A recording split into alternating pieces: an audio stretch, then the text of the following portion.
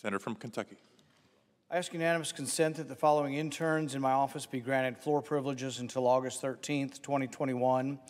Daniel Rankin, Chip Wyatt, Jacob Patterson, Nick Lowley, Phil Steinkraus, Brett Abbott, Esther McGuire, and Justin Witt.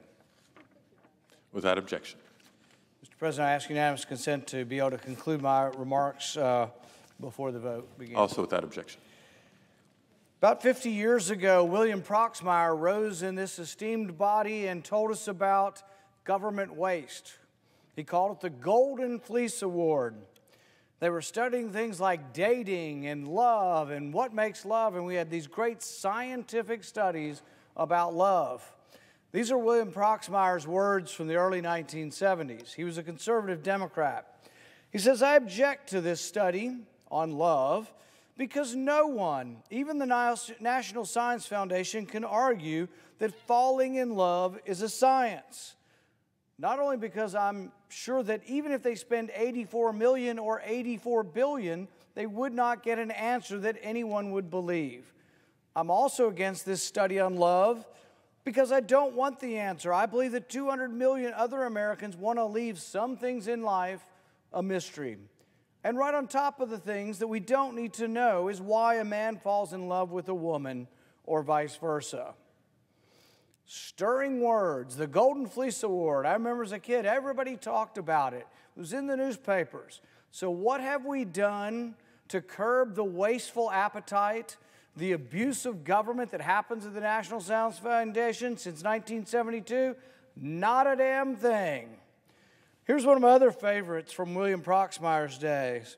The FAA was named for spending $57,000 on a study of the physical measurements of 432 airline stewardesses. These included the distance from the knees, from knee to knee while sitting, and the length of the buttocks. $58,000. This was your government money at being put to good use. So fast forward, and we spend about $8 billion a year with the National Science Foundation. Is it getting any better? Are they doing a better job at overseeing their money? Well, I don't know. This bill is going to increase their funding by 68%. There's $29 billion in this bill for the National Science Foundation. So don't you think the American people deserve to know where their money's being spent? This one's from their sister agency, the NIH, but you know, we can't get started without talking about it. This is over $800,000 to study whether or not Japanese quail are more sexually promiscuous on cocaine. I'm not making this up. $800,000 of taxpayer money to study whether Japanese quail are more sexually promiscuous on cocaine. You think we could have just polled the audience? You think we could have just said, what do you think? Because that's sort of the answer. The answer is yes. And yet your government spent $800 grand on that. And then when we pointed it out 5 years ago, did they do anything to reform it? No, they're here today to give the agencies that are doing this research more money. Another one that I think is quite revealing is this study is about Panamanian male frog calls. So they have about $500,000, and they wanted to know whether or not the male mating call is different in the country than it is in the city. Now, coming from a rural state like Kentucky, I can tell you the male mating call is different in the country than it is in the city. But nobody in Kentucky wants $500,000 spent on a Panamanian frog's male mating call. This is not a good use of money. So if someone told you your government was spending this money, would you give them more? Would you give the agency more if they were doing this or less? I think less. In looking at the National Science Foundation spending, we also found that they spent $30,000 studying Ugandan gambling habits. Really? We're studying why people gamble in Uganda, why there's a black market in Uganda. Well, you know what? I think we know the reason. When government oppresses business and regulates business to death, they go to the black market. So if you make something illegal, you often get more of it. But we spent $30,000 traveling over to Uganda to study their gambling habits. Utter waste of money. We should not reward these people with more money. We spent about $500,000 on a video game. This is an app for your phone. I know we all need things to do when we should be working or at school. This is an app for school children to teach them alarmism over climate change. So you can click on the app and it'll scare you to death that California is going to be underwater in about 100 years. None of which is true, all of which is alarmism, and $500,000 spent by the government to alarm our school children's not a good idea. This next study points out a problem with funding in general in our government. You give funds for something that ostensibly might be a good cause. So a couple of years ago, they gave money for autism, $700,000 for autism. You think, well, autism, you know, even myself, as conservative as I am, I could probably say, well, that's something we ought to study, autism. Well, they subcontracted $700,000 of it to a bunch of egghead researchers to watch Neil Armstrong's statement on the moon. You remember the black and white photo? He's on the moon, and he says, one small step for man, one giant leap for mankind, or did he really say one small step for a man? So these researchers took $700,000 to listen to that crackly old cassette recording and find out, did he say man or did he say a man? So we studied the preposition a, and we spent $700,000 listening to the tape over and over and over again. And you know what they determined? They just can't decide. They're unsure, but they did recommend more money to study the problem further. This is insulting to the American taxpayer. We should not be giving these people more money. We should be giving them dramatically less money. But it also points out one of the reforms that I have proposed for this agency. One of the problems with the National Science Foundation is if I want to do research on Japanese quail snorting cocaine, guess what? I can ask for the same people that are studying snorting cocaine in animals. I can ask them to be on my peer committee. I can choose the people on my peer committee. So if I want to study animals snorting cocaine, I pick other researchers who are studying animals snorting cocaine. Guess what? They tend to say yes. If they say yes, the science gets on the next peer commission, and he says or she says yes for their snorting cocaine research. This is crazy. We should not let these so-called scientists pick who's on their committee.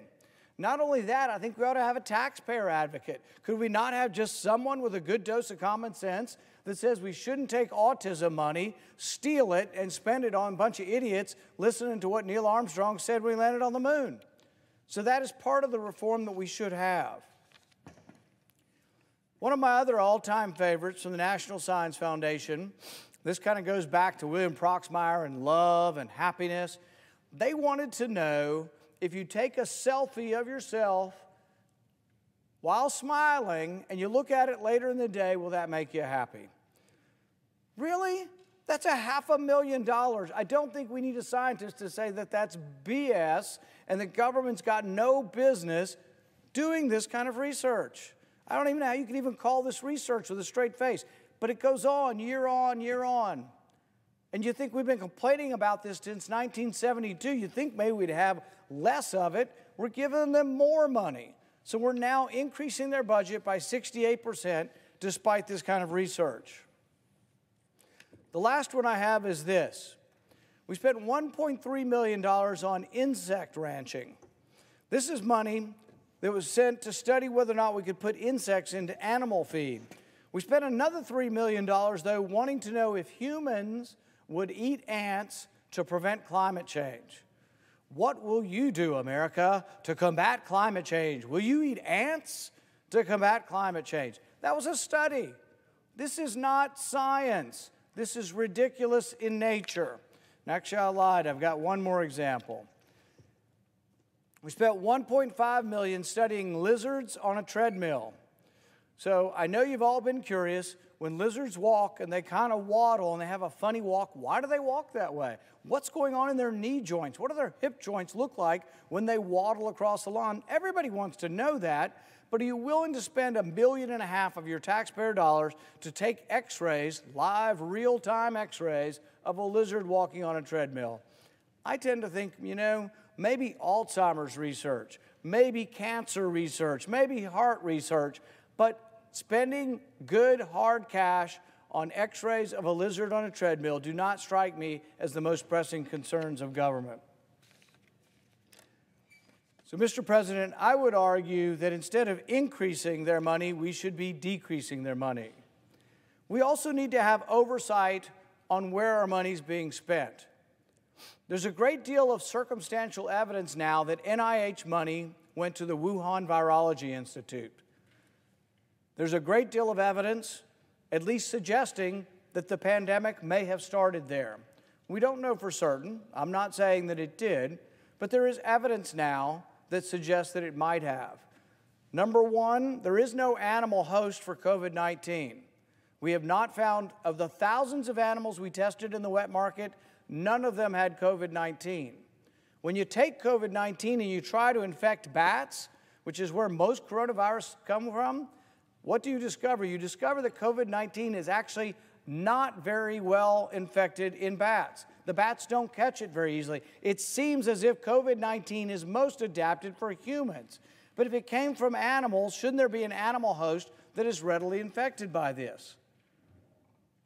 The other evidence we have in the last couple of days is confirmation that 3 individuals at the Wuhan Institute got sick in November of last year, sick enough to be in the hospital from a virus that was previously undisclosed. They worked in the Wuhan Institute.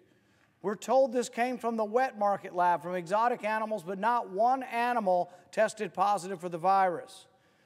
So we have an amendment we're hoping that will be adopted by this body that says gain-of-function research, as defined by the NIH in 2014, will not be permitted in China. We will not fund it with American dollars.